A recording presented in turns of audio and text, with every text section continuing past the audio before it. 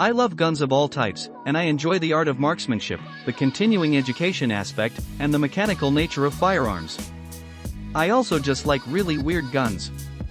Even if these firearms are impractical or somewhat crazy, I enjoy their overall weirdness. There has been a lot of weird guns in the world, so it's necessary to categorize them, and as such, I've gathered 5 weird weapons aimed at special operations. Spec Ops firearms are, after all, the bleeding edge of military firearm technology.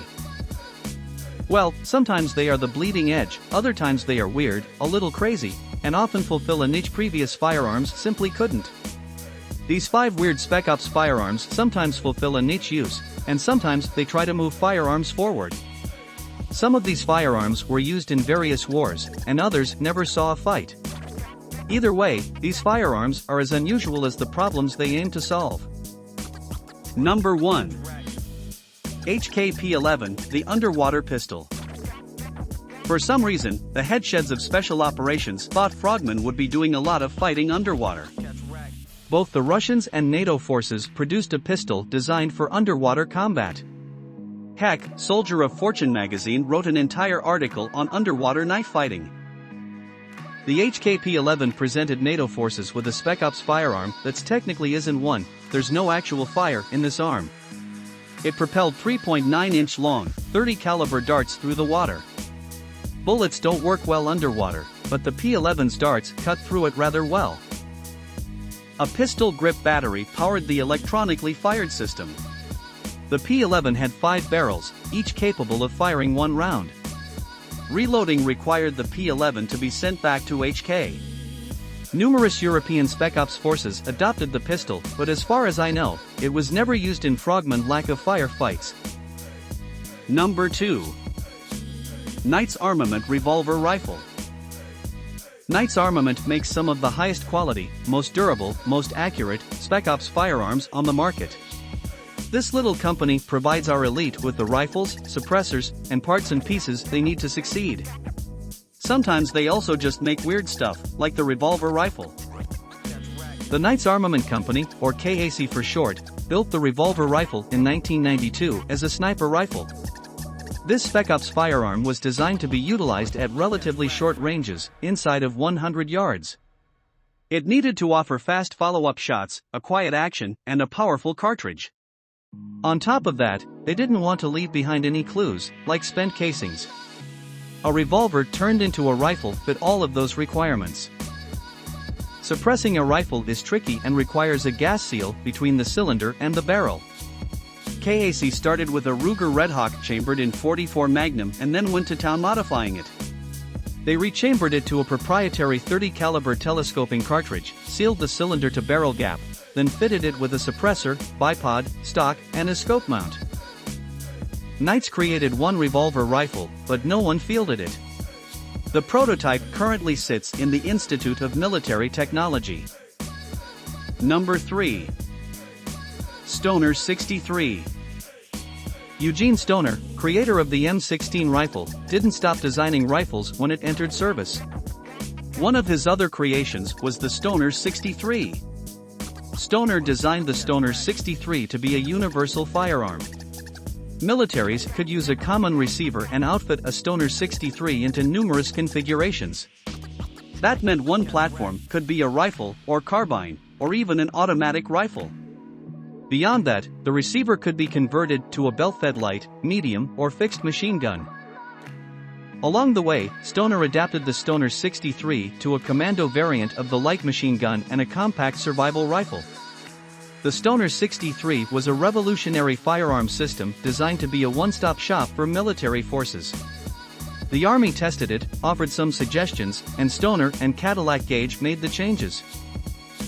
The U.S. Marine Corps took it to Vietnam in an experimental role, but found it to be finicky. The Stoner 63 excelled with the Navy SEALs, however, in the commando configuration of a short-barreled light machine gun. This was the most successful Spec Ops firearm on the list and saw continued use with the SEAL teams right up until the 1980s. Number 4.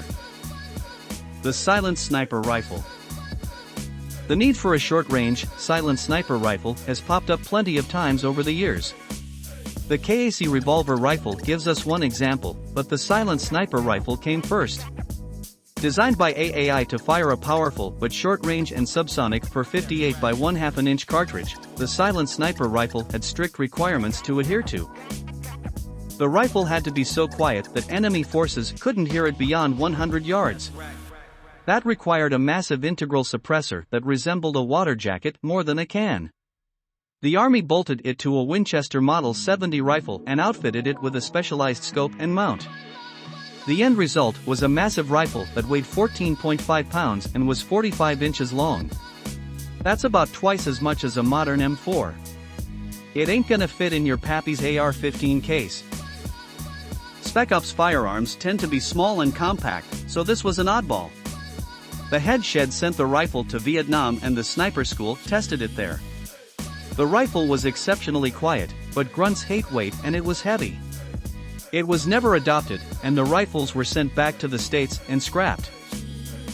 Number 5. XM25 CDT, the Airburst Grenade Rifle. The XM25 counter-defilade target engagement system was born from the failed XM29.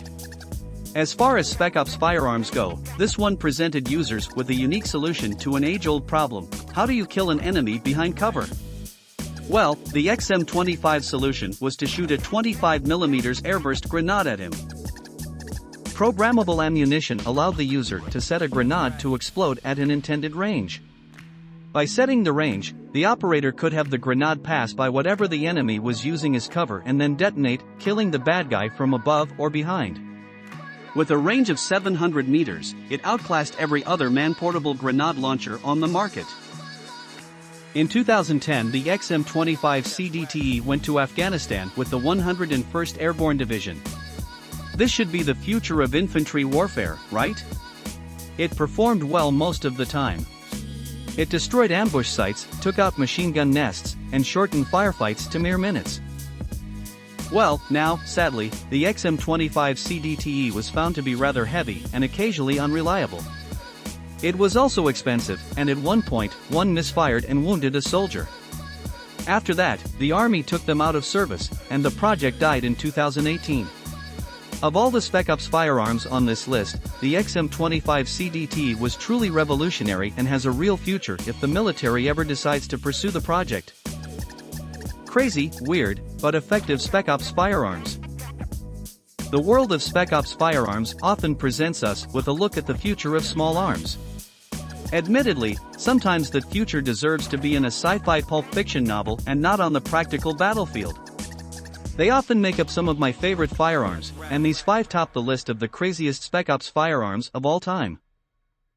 There are lots of weird weapons out there, so I have to ask you, what's your favorite? Did we miss one? Let us know below. Thank you for taking the time to watch the video. Don't forget to like and subscribe. Goodbye.